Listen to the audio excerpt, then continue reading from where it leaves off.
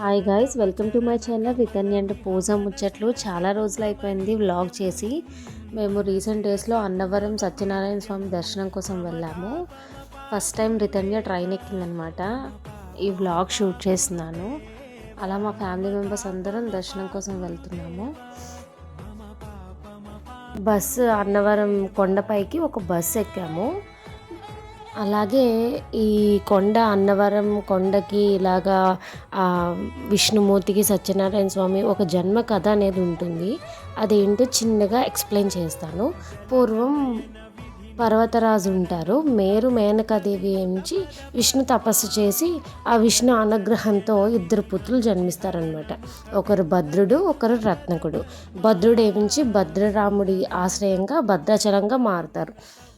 ఒకరు ఏంటంటే పరంభక్తితో విష్ణువు కోసం తపస్సు చేసి వీర వెంకట సత్యనారాయణ స్వామిగా వెలిసిన రత్నగిరిగా మారారు.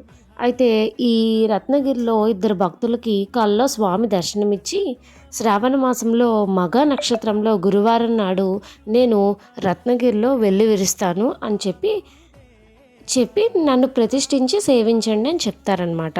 వారిద్దరూ అడవికి వెళ్ళి ఇలా చూస్తే సూర్యకిరణాలతో ఒక విష్ణు విగ్రహం కనిపిస్తుంది. దాన్ని ప్రతిష్ఠించి అన్నవరంలో వీర వెంకట సత్యనారాయణ స్వామిగా మనం అందరం పూజలు చేస్తున్నాం. అది అన్నవరం సత్యనారాయణ స్వామి కథ అనమాట. అలానే మేము వ్రతం కంప్లీట్ చేసుకున్నాము. ఈ 5 అధ్యాయాలు పూర్తి చేసుకొని ఈ వ్రతం కంప్లీట్ అయ్యేటప్పటికి చాలా పాజిటివ్ వైబ్స్ వచ్చాయి. ఆ తర్వాత మధ్యాహ్నం ఆ అన్నప్రసాదాన్ని సేవించి చాలా బాగా ఈ పాజిటివ్ వైబ్స్ అంతా ఇంటికి తీసుకొచ్చామన్నమాట. Thank you for watching. Please do like, share and subscribe. అందరికీ మీకు కూడా స్వామివారి ఆశీస్సులు ఉండాలని కోరుకుంటున్నాను.